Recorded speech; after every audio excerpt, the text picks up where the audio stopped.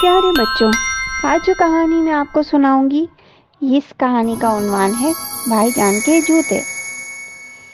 بھائی جان کا اصل نام تو بلال تھا، مگر امی ابو انہیں پیار سے منّے میاں کہا کرتے تھے اور ان کے دوست ان کو بلال کے نام سے جانتے تھے۔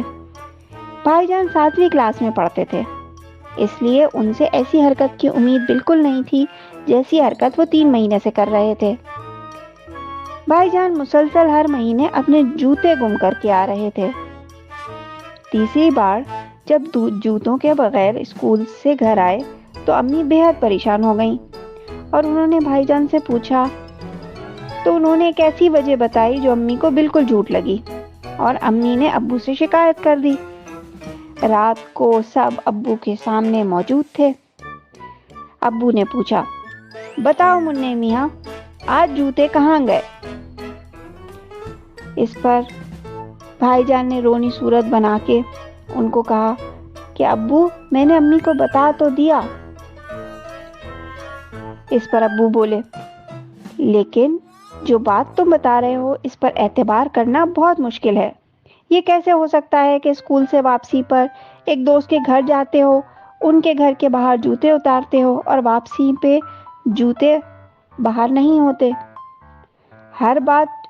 ہر بار جوتوں کے گم ہونے کی تم یہی وجہ بتاتے ہو۔ منّے میاں، اصل بات بتاؤ۔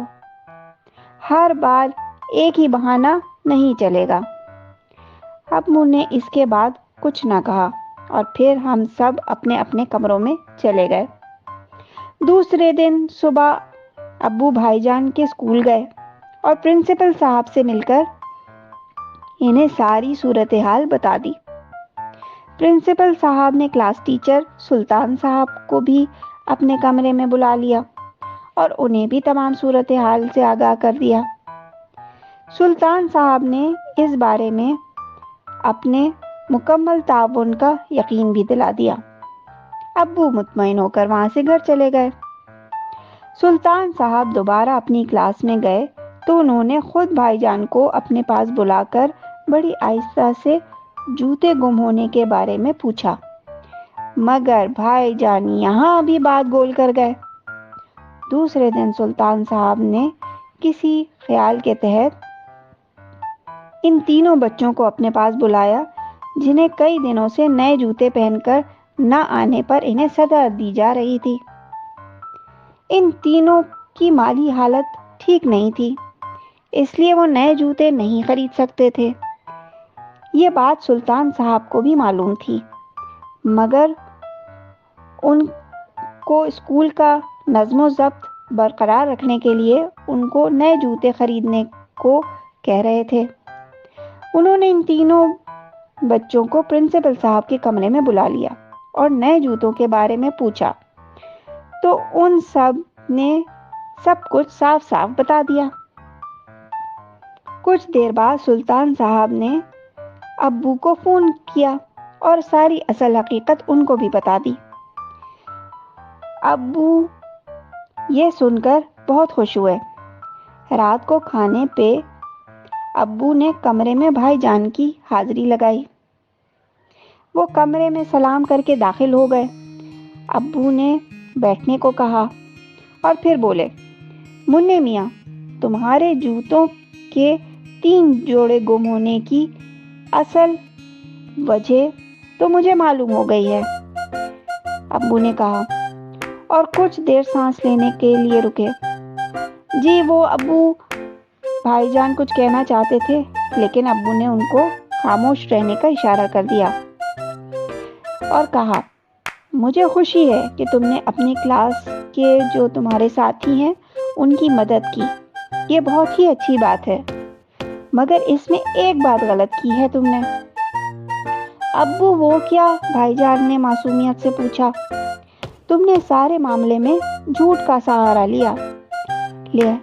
بہتر یہ ہوتا کہ تم مجھے اور امی کو ساری صورتحال صحیح بتا دیتے۔ یہ ہمارا فرض تھا کہ ہم پھر ان کی مدد کے لیے کوئی انتظام کرتے۔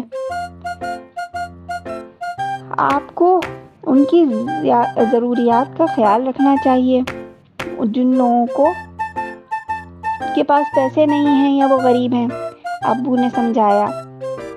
जी अब्बू, आइंदा इस बात का मैं ख्याल रखूंगा, मुन्ने मियाँ ने हामी भरी। मगर ये बात कहते हुए भाईजान को ऐसा महसूस हुआ जैसे उनके कंधे से बोझ उतर गया हो, और वो इजाजत लेकर कमरे से बाहर चले गए। सब घर वाले बेचैनी से इंतजार कर रहे थे। उन्हें ये डर था कि भाईजान को कहीं सजा ना दे रहे हों अब्बू। मगर भाईजान के चेहरे पर खुशी देखकर सब खुश हो गए, और बाकी लोगों को भी सारी हकीकत पता चल गई। सब बहुत खुश हुए और भाईजान को शाबाशी भी दी, और यूं जूते गुम होने का मामला हल हो गया। इस बात से बच्चों हमें सबक मिलता है कि हमें हमेशा लोगों की ज़रूरियात का ख्याल रखना चाहिए, उनकी मदद करनी चाहिए, लेकिन मदद करने में झूठ का सहारा नहीं लेना चाहिए। तो बच्चों, कैसी लगी ये कहानी? उम्मीद है आपको ये कहानी पसंद आई होगी। अगली कहानी के साथ मैं फिर हाजिर होंगी। तब तक के लिए आप अपना ख्याल रखिएगा, और अगर आप चाहते हैं कि आपको इसी तरह मज़े की कहानियाँ मिलती रहें तो मेरे चैनल को सब्सक्राइब कर लें और लाइक भी करें। बहुत शुक्रिया।